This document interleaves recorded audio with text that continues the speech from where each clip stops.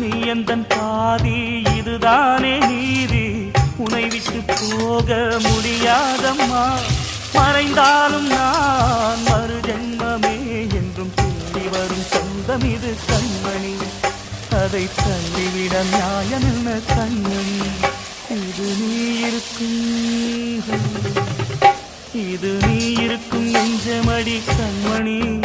இன்று யாரடிச்சு வெண்முதடி கண்மணி. ஒரு வீடு கட்டி வச்சிருந்தேன் கண்மணி, அது வெட்ட வெளியாச்சுதடி கண்மணி.